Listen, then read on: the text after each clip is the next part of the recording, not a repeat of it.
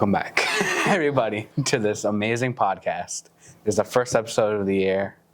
And how was your summer, Ian? It was really great. I had a lot of really cool opportunities over the summer, and I got to play a few of my first ever music gigs, so that's really cool. But what about you, buddy? What'd you do this summer? In August, I went to the Lil Wayne concert. Oh, Lil Wayne? Did he shred the guitar like he claims he can? No. And anyways, then I went to the fair the second day with Pierce and Thunder. And me and Pierce walked around while Thunder was a loser and rode rides, and I actually went to the fair like a normal person. It wasn't socially awkward like me and Pierce were. Just walked around and played the basketball games and getting a bunch of prizes. I actually won a little corn dog stuffed animal. Why isn't it here with us on the studio? I'll bring it next week. I'll bring it. Yeah, we should. You know, it's funny because apparently we went on the same day. Oh, yeah. But we didn't know. Because I went for the concert. But you were just there. But you probably got there at the time I was already sitting at the thing waiting. Yeah, we got there like, I think we got there like 11:30 or something like that. Oh. No, I got there like 1. So. Yeah, we were there like almost a whole day. Me too. I was there until like 10 o'clock at night. Same. Yeah. But what else did you do this summer? Cry. Cry? Why? Why'd you cry? You know, because I just really missed you, Ian. You know? Yeah, I missed you too, bud. Yeah, I cried every day that me and you weren't near each other. Horrible thing. Yeah. All right. This is our standard greeting. You know, over the summer, we had great times and great opportunities. But, there's something a little different about this school year, and I think we really need to talk about it because I think it's a very interesting topic to talk about. What is it, Dredin? The cell phone ban. What? In the state of New York. Wow. I hate it. Yeah, I don't like it either. But we're not here to just hate on it, but we're here to have a civil discussion about it. Like two human beings. Two human beings. On this human being of Earth. Yeah. So I'll explain a little bit because over the summer, since I went to Big Bang, that episode will be coming out soon, if not already. I don't know when this is coming out, but most likely after. Probably after. I got the privilege to sit in a Suburban for 7 hours. Felt like that, but probably was because we couldn't go over 35 miles per hour. To Providence, Rhode Island. They said they'd turn their blind eye at 40, and I don't believe it because whatever. But I heard about some of the rules and like what their ideas were and like what the school year was going to look like. And what I basically heard before I dozed off and fell asleep was it was called bell to bell. So that means from the beginning of the day to the end of the school day. Pretty easy to understand. But I think it's kind of rough. It's really hard. And Dredin, I would love to hear your idea about it. Yeah. I just don't think it's really like necessary, and I think that like schools in America aren't safe enough for a cell phone ban, like you said earlier. Like I said, like school shootings like here in America are like it's like the worst. Like almost no other country could even like comprehend that, but we go through it pretty much daily here. And yet we're like the country or like the ones that are trying to get rid of phones from school, and that's like their communication with their family, their private communication with their family. And it's their own device. Like they're trying to be taken away from them, and it's not good. And I don't think it's like okay I don't like how people that graduated school like 20, 30 years ago are deciding on what is happening in schools now. Because like when they were in school, technology and that we use now in school wasn't even around back then. Like Chromebooks are still a new thing, and they didn't even have that back then. So like they wouldn't really understand the like inconvenience they're really bringing, and like just I also think it's the wrong way to go about it. Like banning it entirely is not the go way. I think it's the right way. I think the better solution probably would have been like more like strict on it, like a total ban, but like if you're caught with it twice, it's like immediate put away with the teacher or something like that. Not like you can, and like having it during downtime would also be allowed. But I feel like being more strict would have been like the better way to go about it than just saying, oh, well, we're done. Just ban it. And I also don't like how school is they never got a say in it. Like Mr. Ryan, our principal, he hates the ban. Like he said that's the one thing he never wanted to take from us was our phones. And yet the teachers are literally being forced to take them. Like some teachers probably don't have a problem taking their other kids' phones. Well, some teachers probably do it with a smile on their face. Mm-hmm. You know, and to go off of that, it's not. I mean, with the whole stricter, unfortunately, that's been a trial and error thing probably since the first phone came out. The whole, penalty system of like having too many, like having it out, like it's been an issue because like we were having a discussion with somebody in our school about how, our government official is like hearing about phones are an issue. And I'll be honest, I completely agree. Not only for like a respect thing, but it's also it's hard to learn when you're on that doom scroll on Instagram Reels. But I also feel like phones and technology, that's the future, really. It really is, and where it's going, especially with AI too. Like that's becoming a thing. And like the old ways of like banning phones and stuff, that's kind of just, I feel like it's kind of a setback more than a advancement, trying to get them to be smarter and learn on their own. Yeah, I mean, unfortunately, that's the best option a lot for a lot of things, not only with phones, is just kind of stopping and not allowing it at all. Kind of, it's messy, but it's the easiest way to do it. But like, kind of like what the interesting thing is why we're talking about it, and now we're like, oh, we can't scroll on our phones. Oh, we can't be on our phones during downtime. I'm just more mad that like that's my communication with my family, my private communication. Exactly. My grandma, people out of state, my friends, how I keep up with everyone, just like gone within. I can't touch that at all from the moment I come here to the moment I pretty much leave. Well, I mean, and I understand that. Well, you can be on your phone when you get home. I understand that, but it's not even to stay connected during school with social media or anything like that. But me personally, I mean, I feel like I'm pretty good about my phone. I feel like I'm pretty good. When I got on the bus to go home, my phone was still at close to 100%, almost every day. And it's more of just a worry and an anxiety thing, like with what you said earlier about how I don't think the world's safe enough. The country's safe enough for this. And yes, people are saying, well, like, even if it is like a lockdown, you can't really be on your phone. Like, you can't call home. So, like yeah, I understand that. But it's like, it's scary to think if you put it in the parents' shoes. Well, also like, it's scary. Also, like, after the lockdown, you can call your parents, tell them you're okay. Exactly. If you don't have your phone at all. And they wouldn't know for hours, and that's like hours of anxiety and like adrenaline that you're putting a family through because you couldn't. And the family probably doesn't even know until you might, if you get home, they won't know it will happen. Because think about it, what is a school secretary gonna call home? Yeah, we're going through a really rough time right now. God bless your souls. Good luck. Like that's not gonna happen. You're not going to hear about it unless parents go on their phones and either read about it or they get a notification about it. But it's like, it's scary for me because, like, I have a sister, right? And I've been very involved with her growing up. Like, I'm not saying I'm not, you know what I mean? Like, I was very connected with her. I spent a lot of time with her, from her being a baby to now. And, like, just the thought of, like her going to school, like it's scary. Yes, our schools are small, but still, it takes one day. It takes a minute from this to this. Like it's so easy for that to happen.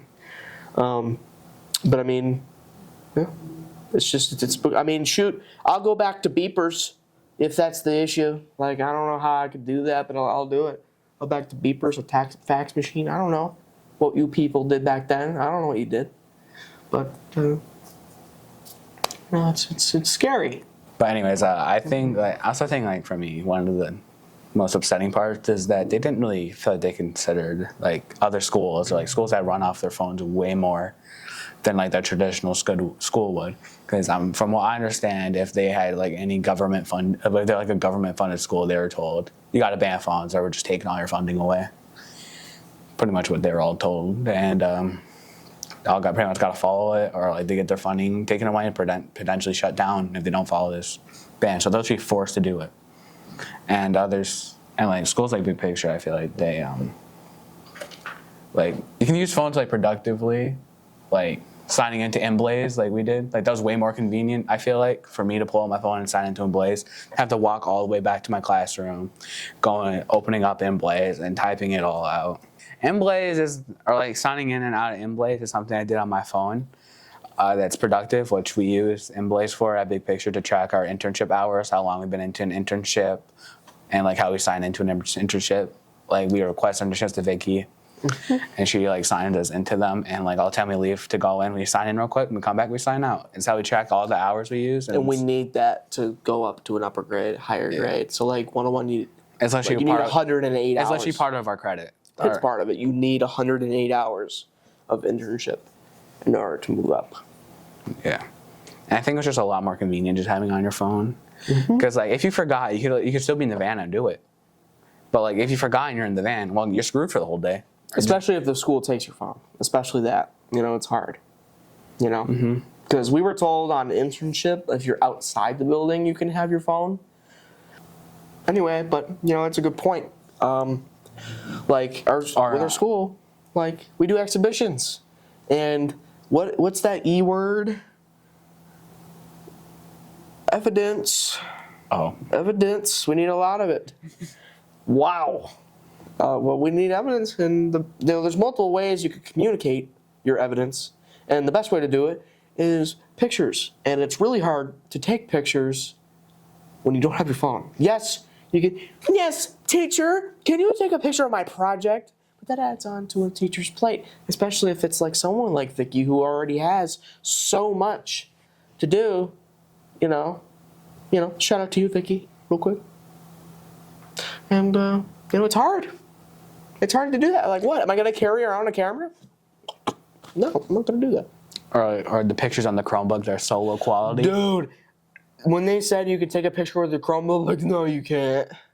Also, I think like another thing about the cell phone ban is like, sometimes like here, I feel like at Lafayette, like you can have like pickup plans change or like you have like a parent, like a parent like will be like maybe you plan to get picked up, but something happened and your parent can't pick you up. There's no way for them to contact you really now. Especially if you have a younger sibling that you need to ride the bus with, and they won't let them off if they don't have an older sibling, because that's the thing. Like someone has to either be down at the driveway to pick up the kid if they're in kindergarten, or the kid has to get off the bus with them if they're related. So it's like, especially with sports now too, because you can't lie. With Lafayette in general, we're very sports related. In lacrosse, football, volleyball, baseball. We do a lot of sports, and I think we get a lot of our stuff from sports. And I've been around it sometimes where there's like kids just waiting for their rides. But wait, with sports, it's after school, so they can have their phone. I'm more mean like during the school day, plans change. Like you wouldn't know until like the second you get your phone, and like you'd then have like a millisecond to rush on the bus or like rush home, or, like rush on the thing. Which it just makes it like way more like stress and like anxiety inducing, and just not only to the student but also to the family. It adds on, you know. So. I also think another thing they've been like talking about is how more people are engaging more in school. Well, yeah. I mean, that's what they're looking for, but that's forced engagement. Forced engagement doesn't mean that it's good engagement, in my opinion, because I feel if you're teaching something that's important, like, or something that touches little Timmy's heart, and he makes him want to learn more about it, that's what you're looking for.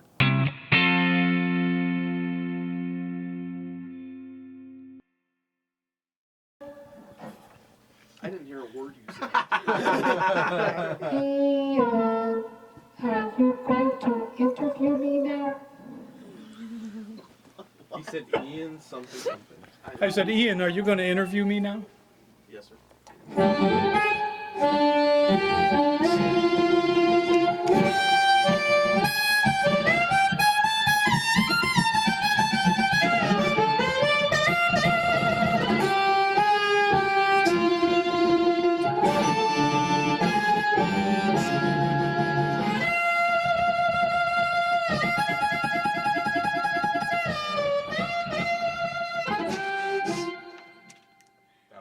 That was impressive. Oh my God. That's what you get, brother. That's so good.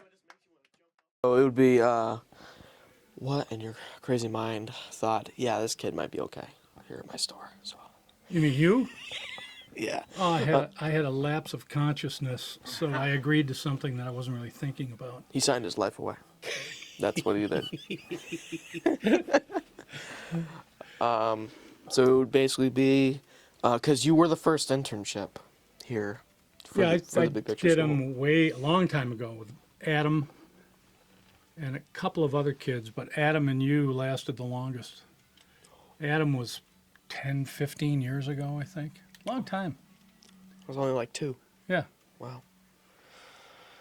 And he was here a couple of years. We built a couple guitars and some other stuff. That's awesome. Anyway, What else? So, what was your thought of being approached that a school is like, hey, would you be okay with allowing one of our students to come intern with you? Like, what was your thought immediately for that? sure. Absolutely. Why not? Okay. You know, I mean, I love kids. Best piece of life I ever lived was being a parent. I love music. Got to share it. That's it. You know, I've got a policy around here. I give one thing away every day. Sometimes it's a guitar. Sometimes it's assistance. But I give something away every day. And, you know, I've been doing this all my life. I'm 73. It's good to share. I remember, I never forget about those words you said. Which words? Music is a way of painting Oh, with yeah. sound. Painting with sound. That's what you're doing. You paint with sound. See, this is the thing about this. This is a completely creative environment. That's the way I approach it anyway. When you're playing an instrument, it's a 3-tiered event. It's a cerebral event, using your brain. It's a physical event, and it's an emotional event. You know, when you learn how to use the tools to create music with your brain and your hands, then you can get into the emotional, and then you're really painting with sound. You know, that's the way I look at it. I got a feeling that's the way Jeff Beck looked at it, because he had physical tools and attributes and a brain and the ability to interpret emotional concepts in a way nobody else has been able to do. And he's my hero, that guy. He's just unbelievable.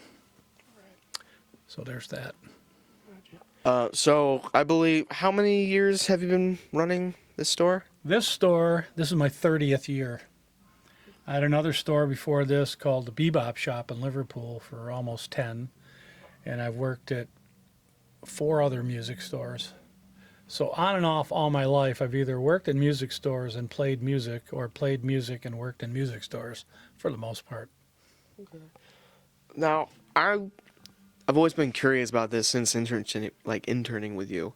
Is there like a certain customer you worked with? There's like a person that you're like, wow, like it made you thrive and want to meet other people and help them in their musical journey. Like, is there like a specific like event or like day that just made you go, wow, this is actually what I want to do? Well, let me start with this. What's the single most important thing in music? The connection with people. Well, that's I good. think. But it's listening. You know, You got to be able to listen. So that's communication. Music is communication. Music is an art form. Good art makes you uncomfortable. That could be a good uncomfortable or a bad uncomfortable, but it's supposed to move you emotionally or get you thinking or whatever, so on and so forth. People, a variety of people that come in here. I mean, I get little 10-year-old kids that come in here who are interesting as the dickens and love talking to them because they're really tuned in and bright and curious, and they'll ask and they'll listen. And then I get old guys that come in and say, I wanted to do this all my life. I'm retired now, the kids are gone, and by golly, I'm going to learn how to play the guitar.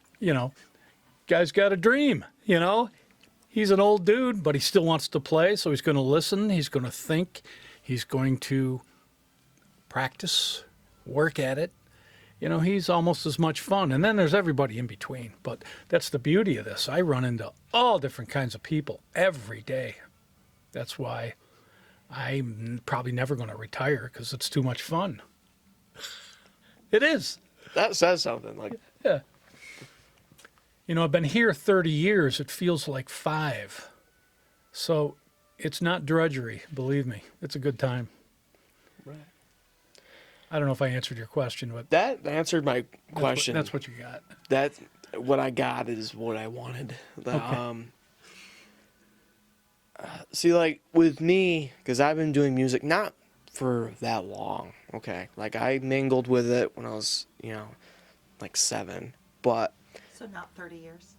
no, I wish. You don't know that yet. I don't know that yet. Well, we'll see. Yeah. And I love how music takes one time to just hit you right here, and you're hooked. Oh, yeah. It's that one song or that one person or one instrument that you're in love with, that you just want to learn what type of screws or something or what type of glue that they use to get it to work. Right. That's the thing. In your head, you've got your creative mind and your analytical mind. 2 different sides of your head. The analytical is learn what the tools are. You got to learn the music. You got to learn the chords. You got to learn how to execute the music and the chords. Those are the tools. Then there is the painting, back to that, where you explore and you experiment. If you make it too analytical, to me it's not as fulfilling as just going in, and in the Bible it says make a joyful noise. Just sit down with your guitar and start making noises. What I did when I was learning how to play was I'd turn on a tape recorder and I would just make noises. And then I'd try to remember what my fingers did, and so on and so forth. And I started like that. I'm severely dyslexic. So I had to invent my own musical language to make this work for me. So everybody's got tools and attributes or deficits and divots, and you just got to figure out how to get over and around them and or use them to your advantage, Yeah, baby. yeah. Okay. Do you want to say something or anything before we end off here? Just keep your head above water, grasshopper.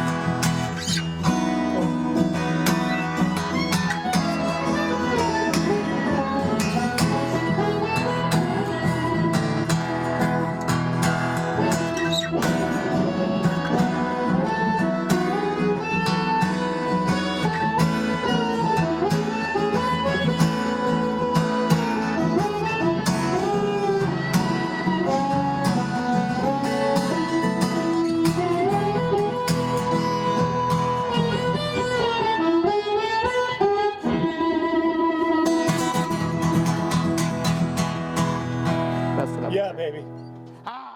We're back, baby.